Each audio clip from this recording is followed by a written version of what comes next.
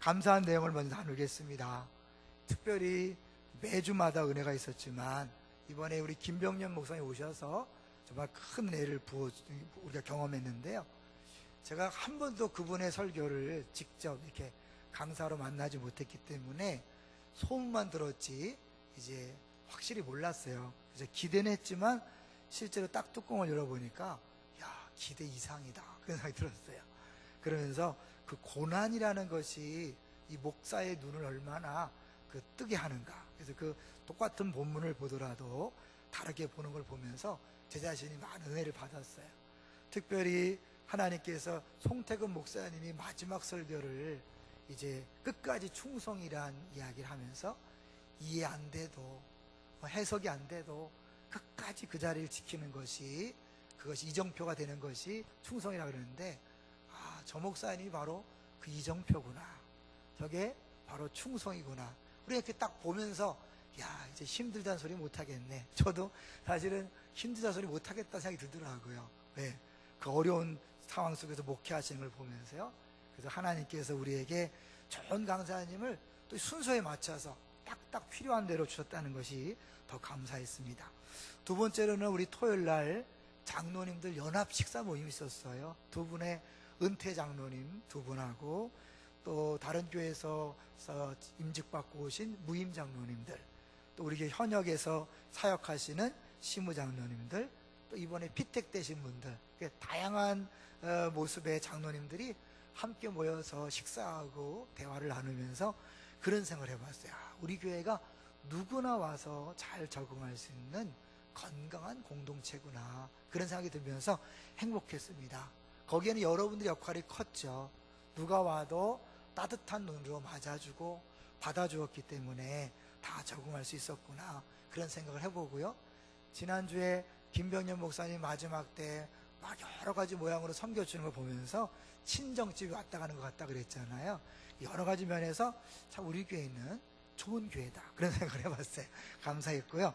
세 번째로는 개인적으로 아까도 잠깐 얘기했지만 그 김병년 목사님을 접하면서요, 제가 많이 이렇게 은혜를 받았는데요. 어제 설교 준비하면서 마지막 날 설교를 제가 녹음한 걸 또 들어봤어요. 1시간 20분짜리예요. 엄청나게 오래 했죠. 그런데 그 시간이 가는지 모르고 계속 듣다가 마지막에 그 찬양 있잖아요. 기억나세요? 주 품에, 눈물 날라. 그때도 딱 가는데 그 장면이 떠오르면서요, 우리 성도들이 함께 부르면서 울었던 생각이 나더라고요. 이 특세나 그 내치나 생수의 강이나 이런 것들이요, 영적인 추억을 만드는 거 아세요? 그래서 그때 한번 은혜 받으면 비슷한 환경, 그 찬양, 그 설교 본문, 이런 것들이 올 때마다 평생 은혜를 이제 누리게 되는 거잖아요. 그런 의미에서 여러분, 특세를 얼마 남지 않았는데 꼭 참여하세요. 특별히 외부 강사의 설교는요, 그분의 목회 에센스가 나오는 거 아시죠? 18번을 들고 오거든요. 가장 은혜를 끼칠 수 있는 설교를 갖고 오기 때문에 여러분이 수십 년 동안 신앙생활 하면서 듣지 못했던 가장 은혜로운 설교를 들을 수 있어요. 개인적으로 성경 백독하는 것보다 더 큰 은혜를 경험할 수 있어요. 그 좋은 기회를 놓치지 마세요. 여러분이 기쁨의 동산교회란 좋은 기회 왔다면 하나님이 기쁨의 동산교회를 통해서 흘려보내는 그 은혜도 온전히 다 누리시기를 바랍니다. 얼마 남지 않았어요? 이제 마지막까지 은혜를 사모하면서 오셨으면 좋겠어요. 자, 오늘 제목을 같이 보겠습니다. 제목이 뭡니까? 완성된 그림입니다. 저는 오늘 본문을 볼 때마다 가슴이 뛰어요. 왜냐하면 우리 한민족 디아스포라 비전이 바로 이 본문에서 왔기 때문에 그래요. 2005년도 카자흐스탄에 단기 선교를 갔다가 그 중앙아시아는요, 이 소련이 민족성을 말살시키려고 짬뽕을 해놨어요. 그래서 한 나라에 막 120, 150 종족이 사는 거예요. 그런 나라들이 또 모이니까요, 진짜 다양하더라고요. 수많은 얼굴의 색깔들이 함께 모여 찬양하는데 이 본문이 떠오르더라고요. 그러면서 야, 우리 한국에서도 이런 모임이 있었으면 좋겠다, 그러면서 자연스럽게 전 세계에 퍼져 있는 한민족 디아스포라, 그들을 통한 전 세계 복음화, 그래서 마지막 날 하나님 앞에서, 보좌 앞에서 찬양하는 이런 모습들이 그려지면서 비전이 시작됐어요. 그래서 이 본문이 남다른 본문인데 더 감사한 것은 지난주 내내 김병년 목사님 고난과 시험에 대한 설교를 했고, 저도 40일 전에 준비했던 그 시험에 대한 설교를 목요일날 금요일 했어요. 그리고 오늘 이어서 이 본문이 의도가 아니라 이렇게 짜진 것 자체가 하나님께서 세밀하게 우리를 인도하고 있다는 증거라고 믿습니다. 그래서 더 감사하고 더 감격스러워요. 이런 요한계시록이 왜 필요하죠? 사실 미래에 대한 신기한 내용을 얘기해 주는 게 요한계시록이 아니라 사실은 우리의 마지막 그 완성된 그 하나님 나라를 미리 보여주는 거예요. 왜 미리 보여줄까요? 지금 현재 아픔과 고통 속에서 이해할 수 없는 그 고난과 심지어 죽음을 맞이하고 있는 성도들에게 위로하고 격려하면서 끝까지 잘 감당하라고 이 요한계시록을 준 거예요. 근데 마귀는요, 우리 교회에 가장 필요한 세 가지를 갖고 장난친 거 알아요? 들으셨죠? 세 가지가 뭡니까? 첫 번째는 성경 영감서를 건드렸어요. 그래서 이것은 하나님 말씀이 아니라 여기에는 신화도 들어있고 전설도 들어있고 인간의 말도 들어있다. 그래서 골라서 봐야 된다. 이런 자유주의 신학이 들어오면서 유럽의 기독교는 쇠퇴한 거예요. 그러니까 성경을 부인하면 끝나는 거잖아요. 근데 그걸 건드렸어요. 이 이성과 감정을 앞세우는 칸트나 슐라이마와 이런 사람들을 통해서 자연스럽게 이성 중심의 감정 중심이 들어오면서 성경도 그렇게 본 거죠. 두 번째로는요, 성령론을 건드렸어요. 우리 한국교회 성령의 운동이 활발하게 진행되면서 광신자가 아닌가 그런 막 오해도 받고, 또 때로는 반하고 은사 받은 사람이 더 행동을 엉망으로 하니까 나는 저런 은사 싫다. 그래서 은사에 대한 거부감이 성령에 대한 거부감으로 와서 성령을 구하지 않아요. 근데 알고 보면 신앙생활은요, 성령 빼면 시체예요. 성령 없이는 신앙생활이 불가능해요. 동의하시죠? 계속해서 우리 설교의 결론이 뭡니까? 성령이에요. 성령. 왜? 성령이 아니고선 신앙생활이 안 되니까. 그런데 성령에 대한 오해와 부정적인 인식을 딱 집어넣어줘서 성도들이 성령을 구하지 않고 굉장히 무기력한 신앙생활을 하는 거죠. 세 번째가 종말론이에요. 종말론을 가장 많이 얘기하는 데가 어디죠? 이단들이에요. 여러분, 왜 이단들이 종말론을 들고 나올까요? 이 종말론이 가장 중요하고 가장 핵심이기 때문에 짝퉁 종말론을 들고 나오는 거예요. 그 짝퉁이 나온다는 건 뭐예요? 진짜가 있다는 거죠. 이 요한계시록이 사실은 성경의 결론이고 핵심이에요. 이게 미래에 대한 얘기가 아니라 복음의 진수가 이 안에 들어있어요. 왜 그럴까요? 요한계시록의 주인공은 예수 그리스도예요. 그 예수님을 통하여 이루어질 하나님 나라, 그리고 그 하나님 나라의 백성으로서 우리가 어떻게 살아야 될 것인가를 보여줌으로 말미암아 현실의 모든 눈물과 고통과 아픔을 이겨낼 수 있고, 더 나아가서 기꺼이 손해보고 용서하고 기꺼이 죽어지는 미랄될 수 있는 힘이 이 종말론에 들어있거든요. 요한계시록에 들어있거든요. 그런데 그것을 사단이 이단들에게 먼저 줌으로 말미암아 성도들이 거부하게 만들고 이상한 눈을 봄으로 말미암아 요한계시록을 멀리했어요. 그러다 보니까 뭐예요? 진짜 중요한 결론을 못 보니까, 완성된 그림을 못 보니까 결국 우리는 이 땅 중심의 신앙생활을 살아가는 거죠. 그래서 뭐 제발 그런 기도하지 말라 그래도 어떻게 해요? 여전히 우린 자녀와 물질과 건강과 거기에 목을 베는 거죠. 사실 우리 한국교회가 그걸 위해 가르치다가 많이 부흥한 건 사실이에요. 수많은 어려움을 당한 사람들이 교회 다니면 좋아진다고 왔어요. 근데 좋아지고 나서 어떻게 했죠? 다 떠나잖아요. 왜? 복음이 그게 아니잖아요. 사실 그리고 다 좋아진다 그랬어요. 예수 믿으면 잘 된다 그랬어요. 근데 정작 예수 믿고 병난 사람들 있잖아요. 암에 걸려 죽고 사고가 나고 애들이 대학교 떨어지고 고등학교 못 들어가고, 그러면서 어떻게 해요? 신앙생활을 다 말아먹는 거죠. 솔직히 여러분, 지금 신앙생활에서 신앙생활이 뜨겁지 않은 사람들 거의 대부분을 들여다보면요, 실망감이 있는 거예요.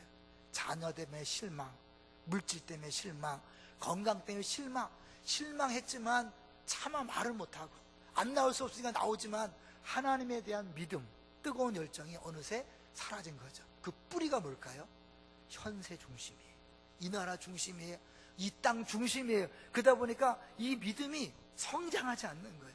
열매가 나타나지 않는 거예요. 시기하지 마십시오. 질투하지 마십시오. 욕심 부리지 마십시오. 죄짓지 마십시오. 아무리 외쳐도 뭐예요? 뿌리가 이 땅에 받고 있기 때문에 그걸 벗어날 수가 없는 거예요. 그 뿌리를 뽑아서 어디로 가야 되죠? 하나님 나라에 심어야 돼요. 영원한 하나님 나라에 심으면 이 땅의 것이 작게 보이는 거예요. 우습게 보이는 거예요. 그러니까 어떻게 해요? 이 땅에 잘 되는 사람을 시기하지 않아요. 질투하지 않아요. 박수 받는 것, 칭찬받는 것, 인정받는 것에 목매지 않아요. 왜 여러분이 시험 들었어요? 결국 사람 때문이에요. 때로는 그것이 목회자가 중심이고 목회자의 인정이고 주변 사람들의 평가고 그런 말들 왜 흔들립니까?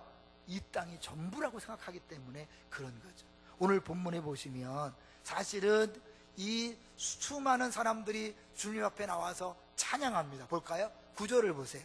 찬양을 하는 걸 볼 수 있어요. 9절에. 근데 어떤 모습으로 찬양하냐면 9절 시작. 이 일 후에 내가 보니 각 나라와 족속과 백성과 방언에서 아무도 능히 셀 수 없는 큰 무리가 나와 흰옷을 입고 손에 종려가지를 들고 보좌 앞과 어린 양 앞에 서서, 종려가지를 들고 한다는 건 뭐예요? 종려가지는 승리의 상징이에요. 그러니까 마지막 날에 모든 족속들, 모든 방언에서 나온 택한 백성들이 모여서 승리하신 주님, 완벽한 승리를 주신 주님을 찬양하는 거예요. 근데 그들이 어떤 사람들인가 라고 묻는 게 나오죠. 13절을 보세요. 그렇게 찬양하는 그들에 대하여 장로 한 분이 묻습니다. 13절. 장로 중 하나가 응답하여 나에게 이르되 이 흰옷 입은 자들이 누구며 또 어디서 왔느냐. 14절. 내가 말하기를 내 주여 당신이 아시나이다 하니 그가 나에게 이르되 이는 큰 환난에서 나오는 자들인데 어린 양의 피에 그 옷을 씻어 희게 하였느니라. 어디서 나오는 자들이에요? 큰 환난에서 난 자들. 흰옷 입은 사람들은 결국 예수님의 피로 말미암아 깨끗함을 받은 사람들이에요. 말이 좀 안 되죠. 여러분, 피에 씻으면 어떤 색깔이 나와야 돼요? 빨간색이 나와야 되잖아요. 근데 어떻게 흰옷일까요? 그러니까 결국 이것은 깨끗해진 거죠. 죄에서 깨끗해진 거예요. 영적인 의미예요.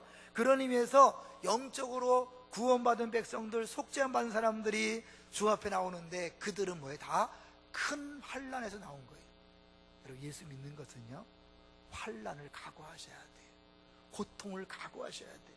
누구든지 나를 따라오려거든 자기를 부인하고 자기 십자가를 지고 따라야 될 것입니다.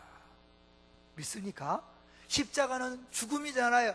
고통이. 그래서 마지막에는요 뭐가 있냐면 17절로 가보세요. 마지막에 우리가 주님 앞에 가서 받을 일이 뭐냐, 상급이 뭐냐면 17절 시작. 이는 보좌 가운데 계신 어린 양이 그들의 목자가 되사 생명수 샘으로 인도하시고 하나님께서 그들의 눈에서 모든 눈물을 씻어주실 것입니다. 마지막 장면이 눈물을 씻어주는 거예요. 이 땅에서 눈물 흘리지 않은 사람, 물론 뭐 연애하다가 이별해서 흘린 눈물 이런 건 아니겠죠. 주를 위해서, 하나님 나라를 위해서, 교회를 위하여, 성도를 위하여, 영혼을 위하여 흘린 눈물 주님이 다 기억하셨다가 눈물을 닦아준다는 거예요. 여러분, 그것을 바라보는 사람, 기꺼이 이 땅에서 환난을 당할 때, 눈물 나는 상황을 당할 때 왜 나에게 이런 일이, 내가 예수 믿는데 왜 이런 고통이, 왜 하는 것이 아니라 당연한 것으로 알아서 그 상황 속에서 내가 해야 될 일이 뭔가를 찾는 거죠. 김변현 목사님이요, 이번에 오셔서 우리에게 정말 많은 것들을 보여주고 들려주셨어요. 그분이요, 터키 선교사로 헌신했던 분이에요. IVF 간사라는 것은 여러분 알겠지만 성경을 아주 들고 파는 단체입니다. IVF. 거기서 하다가 개척을 하라는 마음을 주셔서 개척을 했는데 사모님이 쓰러진 거잖아요. 그때만 해, 처음만 해도요, 믿음으로 기도하고 곧 일으키실 것을, 낫게 하실 것을 기도했지만 4년 만에 그 화상을 입고 다리를 잘라야 되는 상황을 만났을 때 다 낫대잖아요. 목사님이지만 그 상황 속에 다 낫대잖아요. 그런 말도 있죠. 좀 강단에서 어려운 말이지만 18 막 이렇게 되지 않아요 앞에서. 그렇게 할 정도로 했다. 그렇다면 목사님이 그럴 정도로 선교사로 헌신하고 IBF로 성경 연구하고 개척했던 목사님이 그렇다면 우리 성도들도요, 조금만 어려움이 오면 다 놓는 거죠. 다 포기하는 거죠. 그리고 그냥 교회를 떠날 수 없으니까 나오는 경우가 많이 있는 거죠.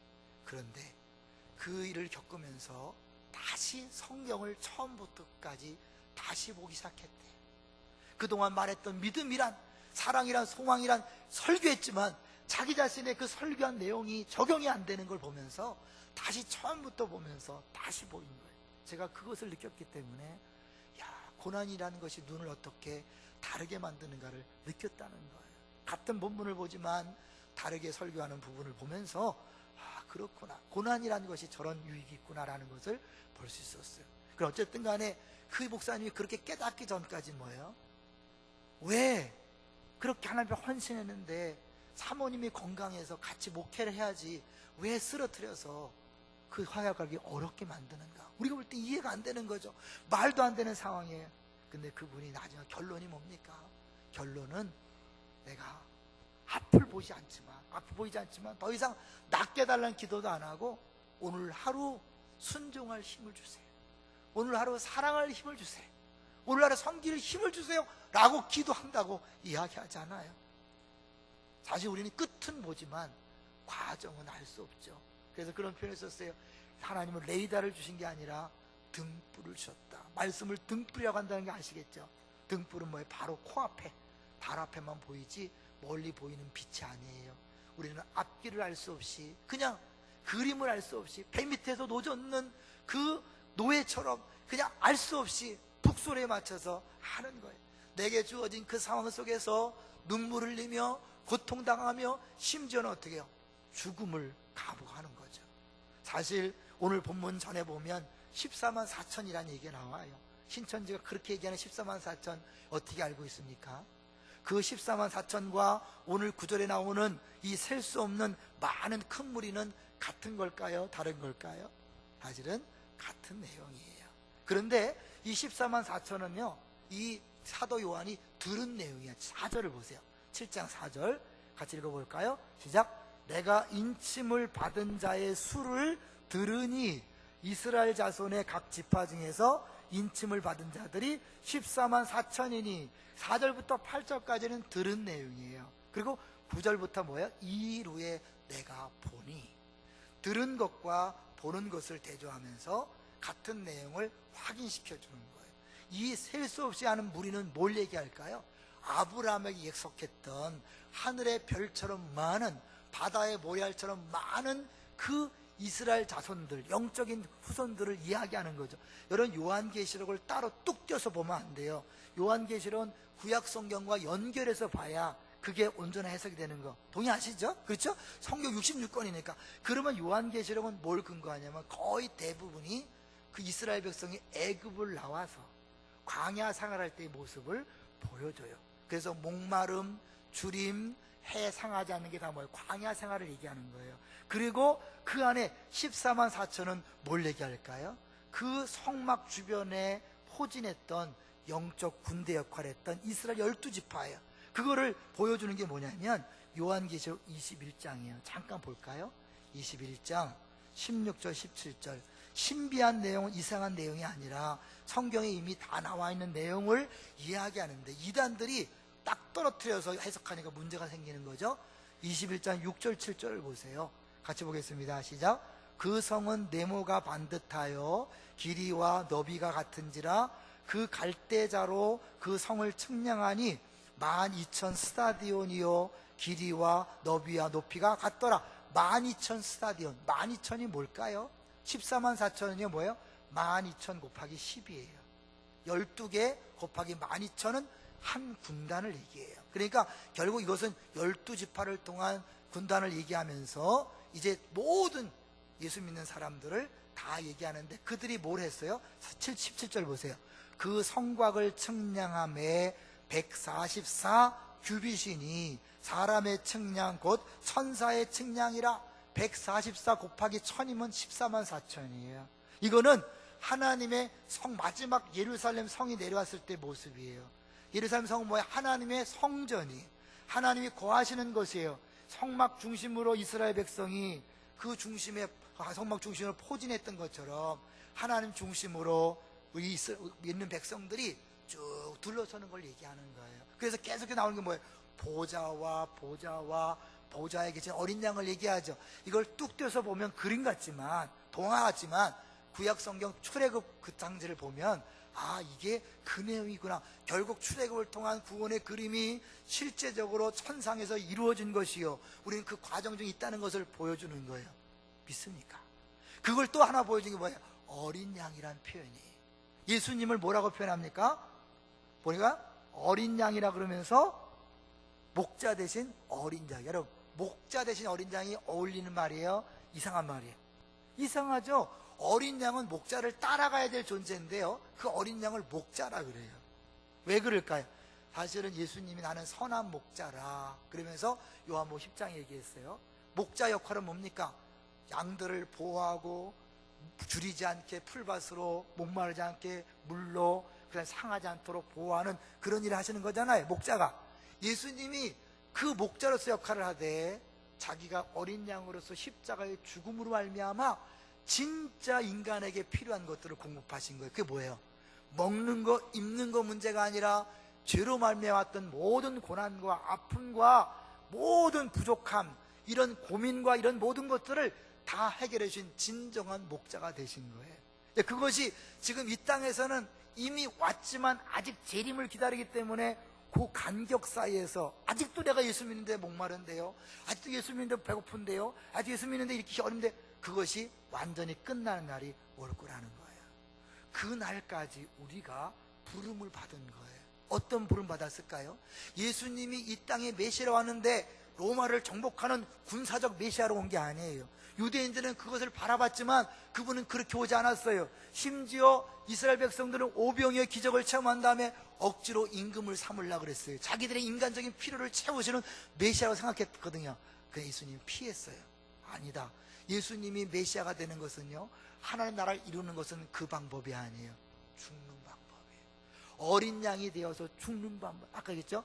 여러분, 14만 4천이 영적 군대로서 포진하는 거라 그랬죠? 군대인데 무기를 갖고 싸우는 게 아니에요. 힘으로 싸우는 게 아니에요. 죽는 거예요.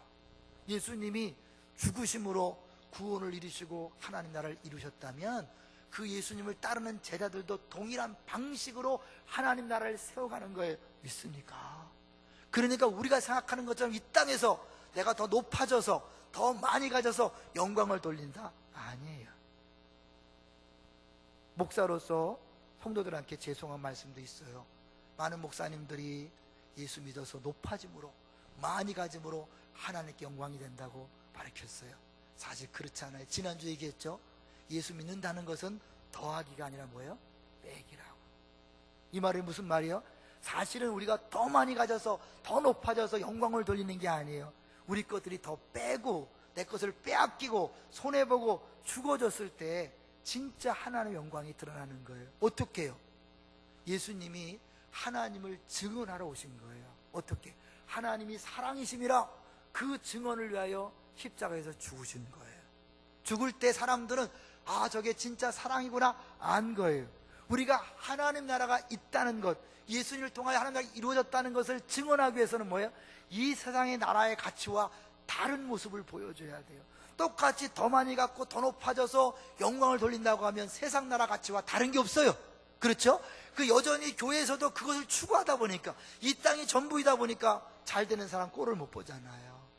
교회에서 박수 받는 사람은 꼴을 못 보잖아요. 간증한 사람 뒤에서 뒷담하잖아요. 왜요? 늘 가치가 뭐예요? 이 땅에서 더 많이, 더 높이, 더 큰 영광, 더 많이 소유하는 것이 우리의 유일한 가치예요. 하나님 나라는 남의 나라 얘기예요. 영원한 나라, 남의 나라 얘기예요. 보지 못해요. 안 보고 있어요. 이 땅이 전부예요. 그러니까 시기하지 마십시오. 제발 싸우지 마십시오. 제발 자기를 부인하고 져주십시오. 안 되는 거예요. 그러나 그 하나님 나라를 본 사람은 기꺼이 내려놓을 수 있는 거죠. 그것을 또 송태근 목사님이 예화로 들었잖아요. 그 가난한 목사님의 아들이 영광을 본 자는 아깝지 않다. 서울대학을 포기하고 그 장력을 포기하고 선교사로 가겠다. 주변에서 아깝지 않냐? 영광을 본 자는 아깝지 않습니다. 본다는 게 뭐예요? 여러분, 우리가 이따 찬양하겠지만 이 본문을 중심으로 우리 보좌 앞에 모였네. 찬양의 제목이 비전이에요. 보는 거예요. 그 나는 마지막 모습을 본 사람, 그 영광을 본 사람은 이 땅이 아무것도 아님이 상대적으로 느껴지는 거예요. 예수가 너무 귀하고 그 나라가 너무 귀하고 마지막 주를 만날 그 영광이 너무나 귀하니까 이 땅의 것이 작게 보이는 거예요. 그러니까 싸우지 않는 거예요. 포기할 수 있는 거예요. 양보할 수 있는 거예요. 왜 예수 믿는 사람이 더 깍쟁이가 됩니까? 말만 하고 사랑하지 못합니까? 이걸 못 보니까 여전히 똑같은 세상에 사니까 달라지지 않는 거예요. 여러분, 죄와 싸우지 마세요. 악한 습관과 싸우지 마세요. 여러분의 지랄 같은 성격과 싸우지 마세요. 제가 김병님 책을 읽다 보니까 그런 말이 있더라고요. 지랄 총량의 법칙이 있대요. 그래갖고 우리는 지랄을 다 갖고 태어나갔고요, 그 지랄을 다 부려야 끝난다나요. 그러고 내가 내치 때마다 유머하는 게 있거든요. 기억나세요? A형은 소세지, 소심하고 세심하고 지랄 같고, B형은 오이지, 오만하고 이적이고 지랄 같고, O형은 단무지, 단순하고 무식하고 지랄 같고, B형은 쓰리지, 지랄 같고 지랄 같고 지랄 같고. 유머. 저는 그냥 거기서 들어서 했는데 이 책에 검증이 됐어요. 지랄 총량의 법칙. 대단하더라고요. 여러분, 그러니까 이거 갖고는 싸우면 안 돼요. 안 돼. 해결이 안 돼요. 그걸 봐야 돼요. 그걸 보면 여기서 벗어날 수 있어요. 믿습니까? 이제 한 얘기를 한번 말씀드려서 도움을 드리려고 해요. 필라델피아의 길거리에서 자란 일부 10대 노숙자들이 한국에서 미국에 유학 가서 이스턴 컬리지에서 우등으로 졸업하고 펜실베니아 대학교 대학원에서 약학을 공부하고 있는 한국인을 이 노숙자 아이들이 죽였어요. 때려 죽였어요. 얘가 한국의 부모하고 계속 편지를 주고받고 있었기 때문에 그 소식을 급하게 접한 부모들이 미국으로 날라왔어요. 재판을 받는 과정을 다 지켜봤어요. 그 다음에 마지막에 말할 기회를 달라고 부탁을 했어요. 유죄 판결을 다 받은 다음에 이 부모들이 판사 앞에 무릎을 꿇은 거예요. 전혀 상상할 수 없는 장면 앞에 모두가 어리둥절하고 있는데 이 들 부모가 판사에게 이렇게 얘기를 했어요. 자신의 아들 죽인 저 살인자를 석방해 주십시오. 저들을 석방해 주시고 저들에게 집을 줘서 이전에 결코 하지 못했던 일들을 할 수 있게 해달라고, 제발 하게 해달라고 간청을 하는 거예요, 판사한테. 그러면서 자기들은 그리스도인들이며 우리들이 하나님 앞에 받은 은혜가 너무나 크고 하나님 나라는 이런 것이 아니기 때문에 기꺼이 용서하고 그들에게 선처를 해달라고 부탁하는 말을 판사에게 설명한 거예요. 근데 그 판사는 그 당시 신문 기자들에게 엄격하고 냉정한 사람으로 정평이 나 있었대요. 근데 그가 그 얘기를 듣고 눈에 눈물이 글썽이면서 이렇게 말했대요. 그것은 우리의 사법체제가 일하는 방식이 아닙니다. 세상 나라 방식과 하나님 나라 방식이 완전히 다르다는 것을 그 법정에서 보여준 거예요. 그 아들의 죽음은 비극이고 아픔처럼 보이지만 그 죽음을 통하여 그 부모들이 하나님 나라가 뭔지를 증언한 거예요. 여러분, 예수님을 충성된 증인이라고 요한계시록 계속 얘기합니다. 그러면서 우리도 증인으로 세웠다고 얘기해요. 우리가 증인된 삶이 뭡니까? 하나님 나라가 다르다는 걸 보여주는 거예요. 영원한 나라가 있다는 걸 보여주는 거예요. 세상이 이해할 수 없는 말과 행동을 하는 거예요. 베드로는요, 그 부분을 이렇게 우리 권면하고 있습니다. 그럼 베드로 전설을 한번 잠깐 보세요. 여러분이 실제적인 문제이기 때문에 짚고 넘어가야 합니다. 베드로 전설을 한번 봐주겠어요?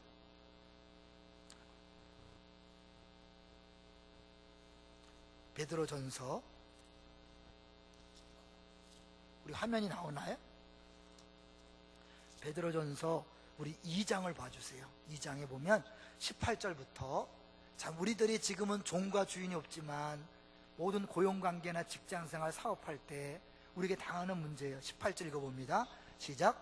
사환들아, 범사에 두려워함으로 주인들에게 순종하되 선하고 관용하는 자들에게만 아니라 또한 까다로운 자들에게도 그리하라. 사실 인간관계가 제일 힘든 거잖아요. 나쁘게 악하게 하는 상사들. 19절.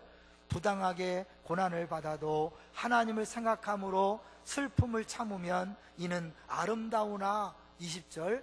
죄가 있어 매를 잡고 참으면 무슨 칭찬이 있으리요?